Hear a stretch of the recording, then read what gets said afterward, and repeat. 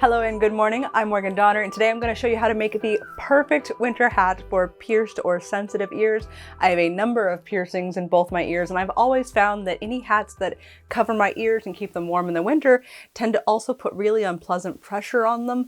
And honestly, even before I had piercings, I've always had glasses, and after a little bit, the feeling of your ear being pushed into the arm of the glasses, I don't love it. I'm not a fan, but I recently saw this really great image of a portrait of a woman with a squirrel and sparrow, and I feel like that shape, that little kind of three-corner shape, if you could have it be just a little further forward and a little down, it would really nicely cover that ears. Will it look silly?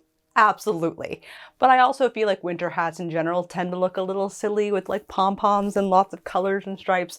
I feel like really I'm going to make something that's in the spirit of what a winter hat should be anyway. Now for our pattern, there is a commercial pattern available from Tudor Tailor. I'm sure it's fantastic, but I ended up being a little bit too impatient to wait for it to come in the mail. So I went ahead and just made some mock-ups on my own. And once I was on the third mock-up, I was pretty happy with how things were looking. Now, I'm not reproducing one of these hands-holding portraits. They're fantastic, but I'm not necessarily going for that historical look. I am inspired by it and making a modern hat. I also experimented with adding a little brim because I feel like it's just really cute to have that contrasting bit of texture and color with the lining folded up and out. So I just added an extra piece for that, and I did end up making my points just a little bit further down and forward. It's not right over the ears, but it's a little bit more so that it's kind of in line with the ears. Once I was satisfied with that third mock-up, I just took it apart with seam ripping all the seams open, made a few notes about where I need to add seam allowance and things like that, and now this is going to be my actual pattern piece. I could transfer it to paper, but I think this will do just fine. So here's our pattern piece all nicely laid out and beautiful, and it looks kind of like a crown, which I think is very cute, but I didn't draft it all in one big piece like this. I actually started out by drafting just one-fourth of it, knowing that I was then going to repeat it. Now, this is not very cute, my little taped up piece of cardboard, so here's a slightly nicer version for you to look at. I am going to put measurements for this guy on the screen for you guys right now over my talking. Go ahead and take your screenshots if you need. But I want to talk a little bit more about how I got to this point rather than just giving you the numbers, because that way if something doesn't quite work for you, you will hopefully have a little bit of insight as to what you need to do to change it. So let's just kind of show you real quick. First off, I measured around my head, not a tight measurement, but kind of imagining those little points in the inspiration image and kind of going, what feels about right? And that ended up being about 28. 28 divided by 4, because we have 4 panels here, is 7. So that's how we got our width. Then the next one is around the head to the back. I have it over my bun on purpose because I knew I'd want it to be able to fit my hair if I was wearing it in a bun or a twist in this case. So around the back of my head and about from eye to eye, or you know, from the side of your face to the side of your face, right? And so that gets me a smidge under 20. Divide that in half and you get the length. So that is how I came up with the very, very rough measurements of the width and the height. And then to get this top angle, you just fold this down, not just halfway, a little over halfway. And that's going to be how you know where these corners end up. And you can just angle from the center top to that fold and you're good. Now, I don't know how to explain how I got this part of the angle. I started out with a completely straight-sided pattern, and then I remember doing multiple seams so that this was eventually narrowed down to just the right angle here. Then for this bit here that gets cut out, honestly, I had to just simply make myself my little hat like so. and then cut away at the neck until I felt like it was looking right, feeling right. It wasn't pushing up against my neck or anything. If you liked the look of some of the mock-ups that I had tried on earlier, then I can show you really quick how I got those. So you can see here that my pattern piece is just a little bit shorter originally, and then I taped on this additional bit. That is what ended up with this very, very first pattern piece. And oh, actually, you know what? I can show you exactly. That's funny.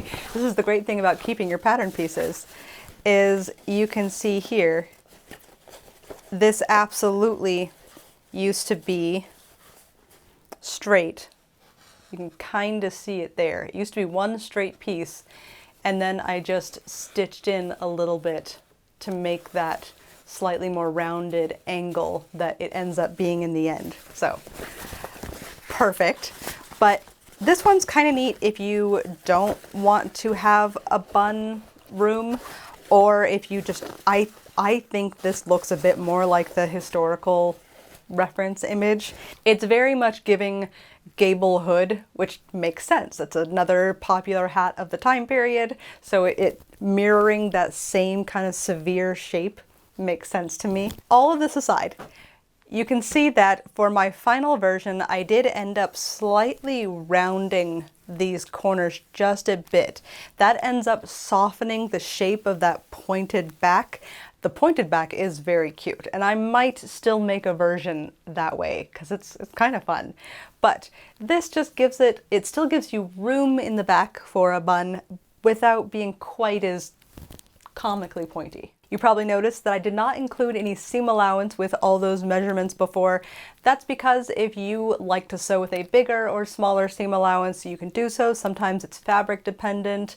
Also, what if you don't want to do one big crown-shaped piece, but instead you want to do maybe one big row with separate triangles that you sew on, or maybe you like the look of these little, I don't know what I would call this, popat shaped pieces, and you decide that you want your seam allowances to be on the edges here. You do you, but that way I've given you the finished dimensions and you add on the allowances as needed. Once you've got your little crown pattern situation all sorted out, next up is thinking about what type of fabric that you want to make your hat out of. I've got some nice lining and outer fabric here. Now, our inspiration images are wearing what are sometimes called miniver or lettuce, that's lettuce with an I rather than a U, lettuce caps, and that is just referring to the type of fur it's made out of. So it's kind of like saying a velvet cap or a twill cap. It's just the material that it's made of, it's type of fur. Miniver is squirrel, and then lettuce is a type of a winter stoat, weasel type animal. So I don't have those. Instead, I have some really cool fabric from this company that makes sort of, it kind of blends the line between fully faux fur versus completely real fur. And so it's not a pelt, it's not skin, it's fur, kind of like the wool of a sheep. It's been shorn off, it's alpaca and mohair, and it's then woven onto a fabric backing just like velvet. The same way that velvet is a backing plus pile that sticks up, same thing here. So it's kind of neat. You get an interesting blend of what fabric normally is like versus what, you know, the warmth properties of fur. So that is going to be really fun to work with. Now, fortunately for me, my pattern just barely manages to fit onto the area of my fur piece here. Faux fur, almost faux fur, pseudo faux fur. And next I'm going to go ahead and mark that out with just a bit of pencil all around the perimeter. I've learned my lesson about using something stronger like marker. Nope, inevitably, even though it shouldn't be visible in the end, it's going to end up being visible in the end. If I have any rough edges like this bit of curve here, we'll just go ahead and smooth those out. And then next after our tracing is the cutting.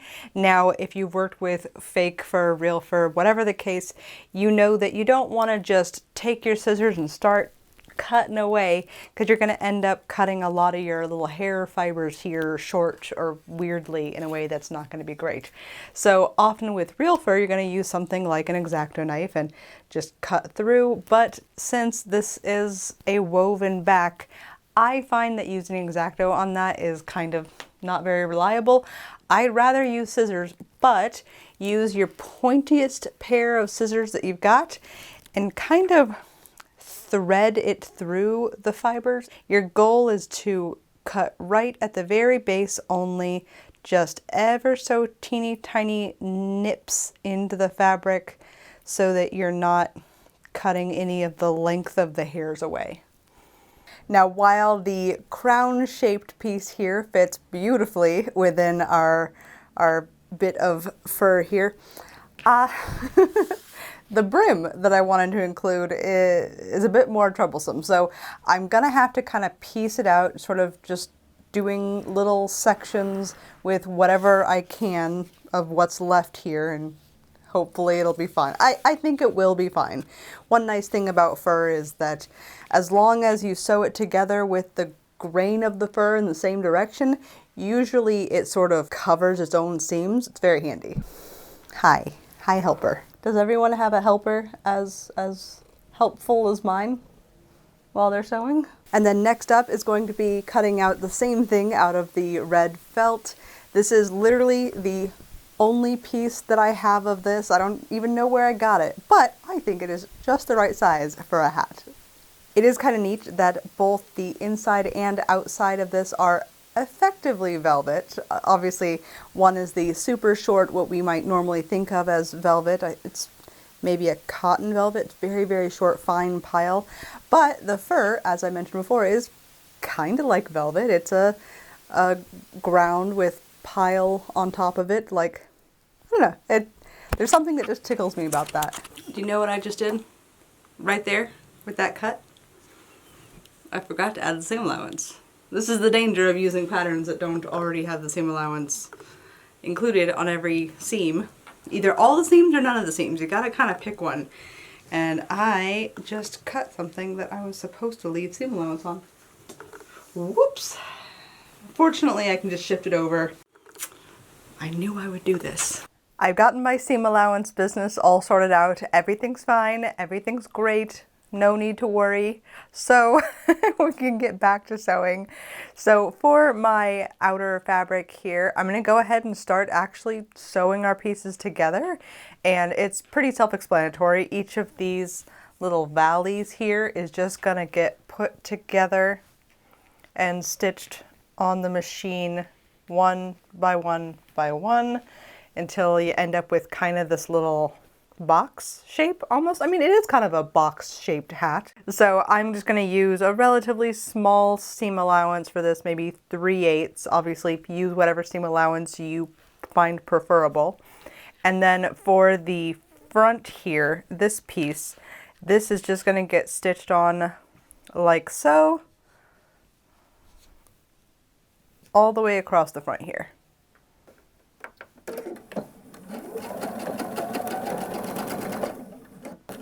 Oh no, my bobbin run out? God damn it.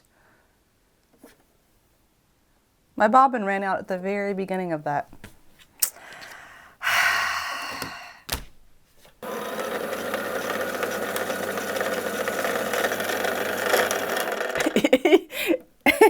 Ma'am, the entirety of your body is covering the camera right now. You are so helpful. Now let's go ahead and do this again. There we go. Much better that time. Now we sew our little crown top pieces together. If you sew opposite corners first for your hat, then you can then just sew this last one all in one, because you have these one big open seam here that you can pop on together and then just sew the remaining piece in one rather than 4 separate seams, which is kind of nice. I've been very lazy with my pinning so far, but I would really quite like this center top area to meet up as perfectly as I can get it, so I am going to go ahead and pin that and then do my sewing from the center top out. So I guess it is still 4 seams. I'm taking a risk. I'm gonna not sew from the center, but I have it pinned, so hopefully we won't have any issues. We have the outer shell of a little hat here. Not 100% perfectly, but I almost got that center top to be right in line, so I'm gonna call it good enough. But now for our fur lining.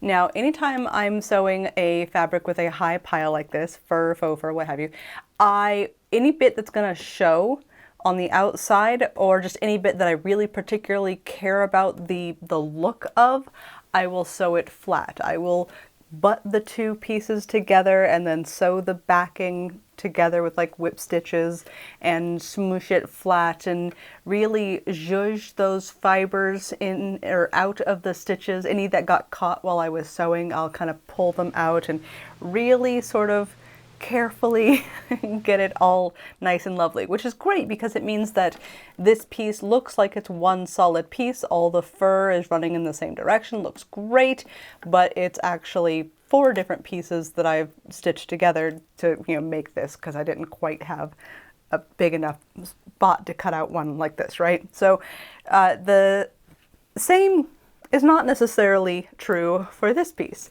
because the crown of the hat, the bit that's going to be back here, is not going to be visible. It's going to be inside the hat. I feel like it's not the worst thing in the world to go ahead and machine sew it. I will switch out my thread from a red thread to a white thread to match. Actually, before we do that, why don't I show you some samples while we still have a nice high contrast red thread to kind of give you a better visual of what it looks like to machine sew. Let's say I want to stitch these 2 together, and we'll try the zigzag first so I can show you what that looks like.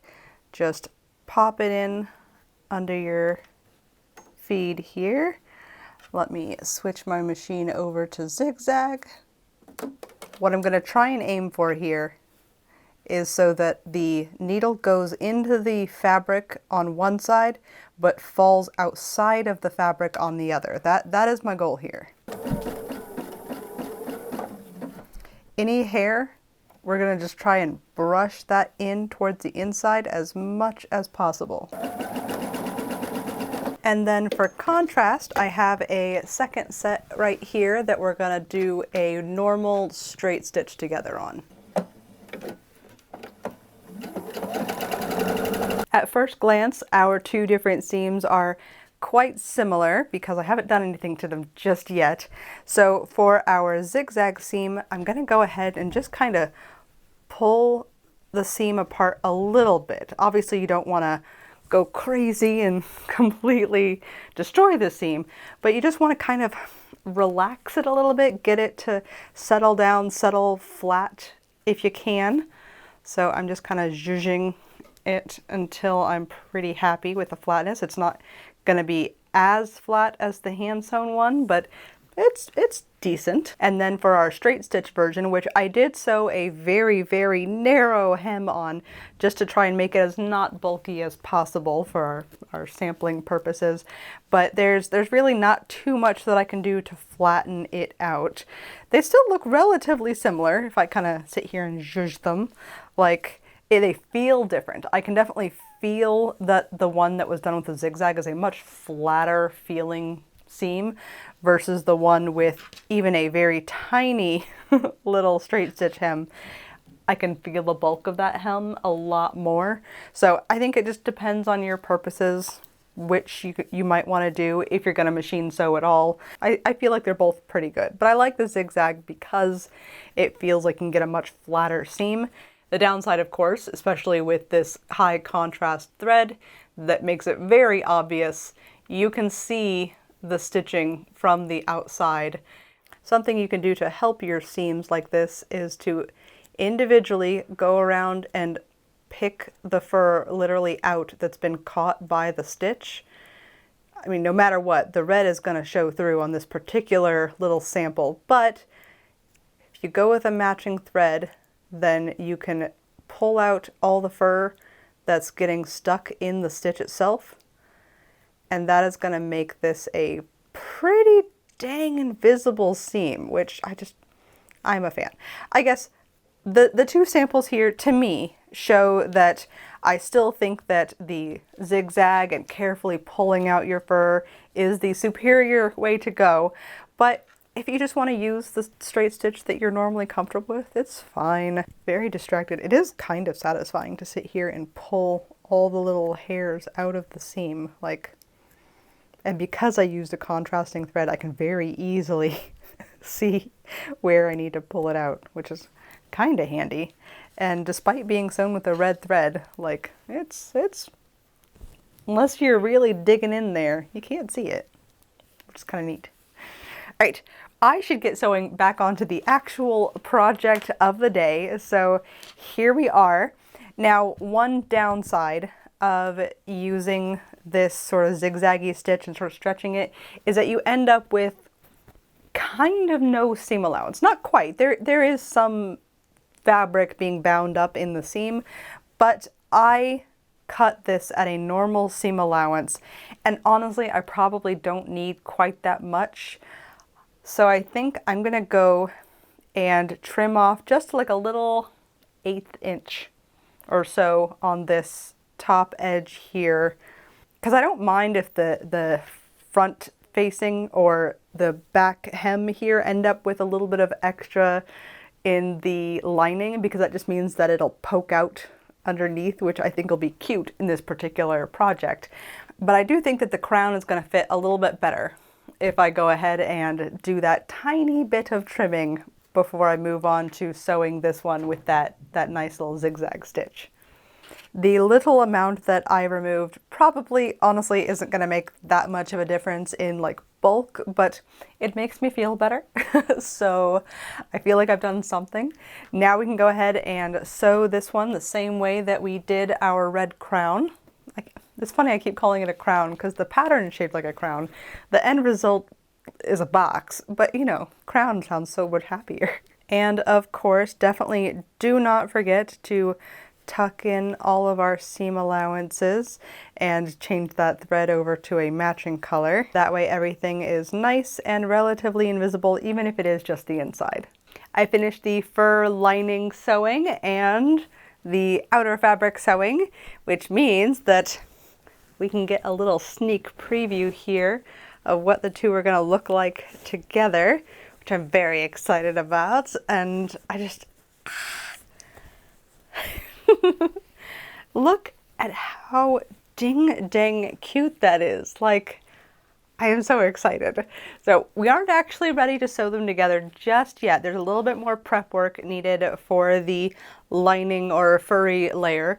So this next step, I have not found a good way to do by machine. I feel like you can sometimes do some sneaky zigzagging and stuff, right, with the interior seams, but for doing the edges, I feel like the best way that I've found is to go ahead and fold it down a good seam allowance. I'm probably going to do seam allowance plus just a little bit, but fold down the seam allowance all the way around the edge, and you're going to need to stitch that to the main fabric here. So you're kind of like hemming a project, but only one turn. You know how normally you would turn a skirt hem twice so that the raw edge is all encased? In this case, we're going to go ahead and leave that raw edge fully visible, but it will eventually be covered by our red fabric. But we're just going to kind of take this folded edge and whip stitch it nicely into place. As for prep work on our red piece here, our outer fabric, now the seams in the back here are actually behaving really nicely. Sometimes I feel like you sew something and the seams just look like garbage until you either iron them, which I can't really do on velvet, or you specifically open the seams and stitch them down so that they stay really pretty. I could do that on the back, but it's honestly laying really nicely all on its own. However, I do think that for the brim, it's going to be worth it for me to take that seam allowance, open it up and then stitch it open like this. That way it stays precisely open.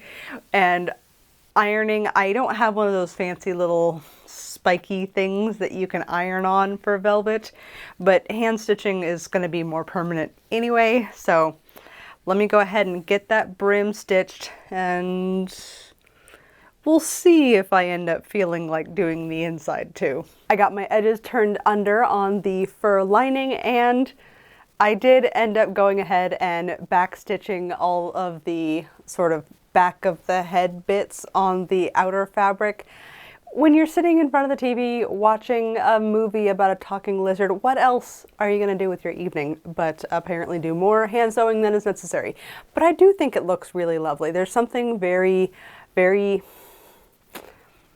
hand of the maker about seeing hand done stitches on something, and it's a small object, so it didn't take me very long. I ended up doing just a spaced back stitch, or I've also seen it referred to as a prick or pick back stitch. But basically a back stitch where I'm actually only going back a teeny tiny amount, just enough to make a little tiny bite into the top of the fabric. I also started basting all around the open edge of this. I still have the back of the neck area to go, but just nice big basting stitches. That way it's going to be really easy to take them out again afterward, and I find this just a little bit easier to do than a 10 million pins, especially when you've got some furry fabric in the way as well. You're messing with a lot at once, and if you can take pins out of the equation, basting is just so nice for that. Then we can finally actually combine our two layers here, just both of them together. I'm doing wrong sides together because I'm going to stitch them from the right side. We're not doing the whole sew it inside out and then flip it so it's right side out thing. I did do a test version of this cat with that method, and it works, but I found it so finicky and I had to do so much hand sewing and tacking afterward to get everything to sit how I wanted it to, that it's less work to just go ahead and hand sew it in the first place. So that's what we're gonna do. I'm just going to line up my edges, and then we're going to do that prick or half back stitch, however you want to think of it. Again, just very right along the edge, bit by bit by bit. It's gonna make that cute little tiny dot of a stitch all the way around the edge, and it'll make it so that the fur is hiding the stitch underneath. I also like that it really reinforces the edges together, keeping them perfectly exactly aligned, which it's so good in a way that I feel flipping a thing inside out after sewing it on the machine doesn't do. It's honestly, it's like top stitching. It is top stitching, but just that is what's sewing your garment together rather than a secondary stitch that you do afterward. But you absolutely could do this by machine. The only downside is you would end up with a row of stitches on your plush or fur, faux fur, whatever layer here. And I don't love the look of that, but if you don't mind it, it certainly doesn't hurt anything. It's still going to be just as warm and cozy. Alrighty, I am just about done stitching all of the edges around.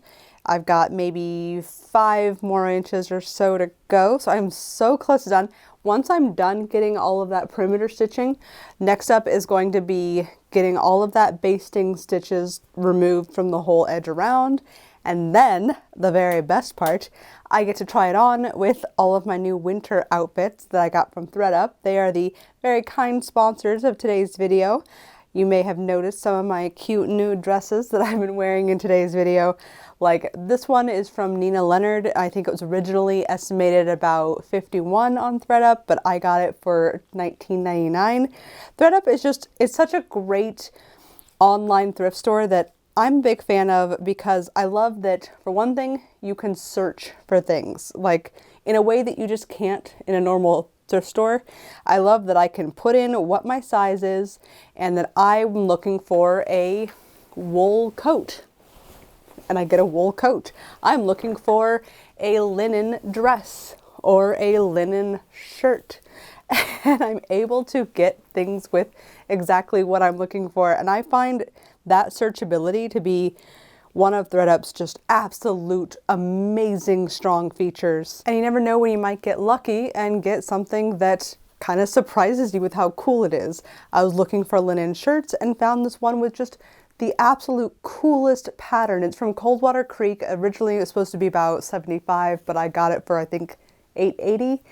And it just has this really neat, very like 16th century historical-esque type pattern on it that I think is so dang neat. Thredup has this cool feature where I can share with you my favorites, things where I might have been favoriting a bunch of shirts and then picked one to actually buy, but there's still so many cool items.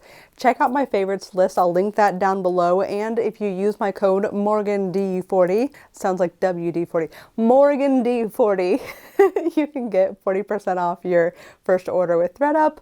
Make sure you use my link, use my codes, get the tasty discounts, and see if you find anything that, you know, if you like some of the stuff I wear, you might find something extra cute that's just right for you on my favorites list. All right, my hat. She is done. Well, I have not pulled out those basting threads just yet, but she's almost done. And it is so dang cute. Look at this. Look at the absolute adorableness that is my hat. To be honest, I did not intend for it to be Santa-esque hat, but I just love red and white, so that's kind of naturally how that went. It just happens to be very good timing for a hat like this. But I did end up making several others. I didn't just do this one, although I do quite love it. I made a few practice runs first. Like this one has no brim, so it doesn't fold back. This is black with kind of a silvery gray black faux fur inside. Mr. Donner actually really likes this one, and he's been wearing it for about a week straight at this point. So I tried to get off most of the sawdust, but you know, woodworkers will woodwork. But I feel like he likes that it keeps his ears warm while he's doing his woodworking stuff. And I also made a second wearable mock-up hat. One of the things that just makes me laugh so much about it is that I was like, okay, this is already a ridiculous hat. For sure, absolutely, this is a ridiculous hat. What can I do to make it more ridiculous? So I gathered up some little circles of the fuzzy material, scrunched it up, stitched it to the 3 corners, and then I have myself now a cute little, very silly little pom-pom hat. Like, I feel like this is very much fulfilling all winter silly hat dreams. This is the vibe. This is absolutely what we're looking for when we say a silly winter hat. If you've ever wanted to do a crazy quilt, but didn't want to commit to making a whole quilt, I feel like this hat pattern would be so great for really leaning into the silly jester vibes. But isn't it cute? Like, I feel like a little winter fairy or something. It's very fun. I'm a big fan. How cute is this? I really like that this is a hat that I feel like can accommodate both having your hair down, or because of that slightly conical shape to the back, I can wear my hair in a bun or a, you know, French twist, a ponytail. I can have my hair at the back and still have some room for it, which I feel like a lot of the other hats I've tried don't necessarily do. So I don't know, I think it's a silly pattern, but I think a very practical pattern. And the most important thing, it doesn't squish my ears. I feel very like covered and warm, which absolutely the goal, without feeling like my ears are being pinched by my hat, which is no good. I love that I have several different options now in case I want to have something that's a little bit more light and bright, or something that's a little bit more moody and dark and silly. Maybe this is moody and dark and this is silly. But all right, thank you for watching my very silly video. if you do end up making yourself my cute little 16th century-ish inspired winter hat, definitely let me know. Send me a message or link to me or something on Instagram. That's probably going to be the easiest way for me to see it. But I'd love to know if you guys end up making your own versions.